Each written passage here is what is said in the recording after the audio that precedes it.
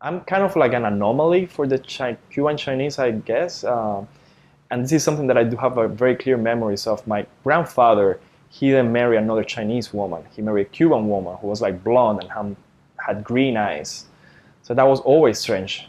And apparently everybody tried for him to marry another Chinese woman. And then when when my father was born, and my father is an only child, they also wanted him to marry another Chinese Cuban woman, and he didn't. He married my mom, whose family is 100% made of like Spanish immigrants, Spanish from Spain.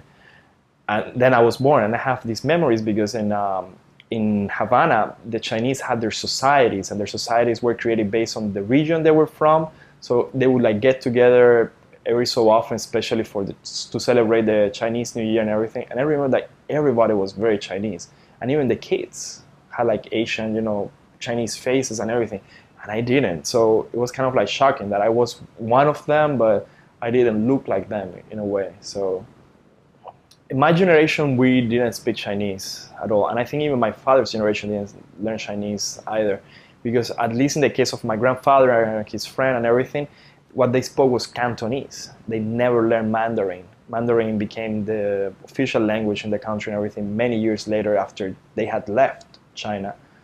So my grandfather was kind of, by the time my father was born, which is in 1954, he didn't see the point in teaching my father Cantonese because he wouldn't be able to use it. So he never learned it. What they did keep were the traditions of cooking and so on. My grandfather, for instance, he was the one who was a cook in the house, also because my grandmother was a terrible cook. But, but and I remember my grandfather cooked until basically the last day he died. And there were things that he would do. He would do like the fried rice.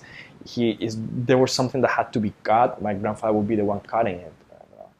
103 and 104, that old, would be cooking at that age. So, and we still do it, especially, we still do like wontons and noodles and all sort of like other dishes, even now that my grandfather is dead. So.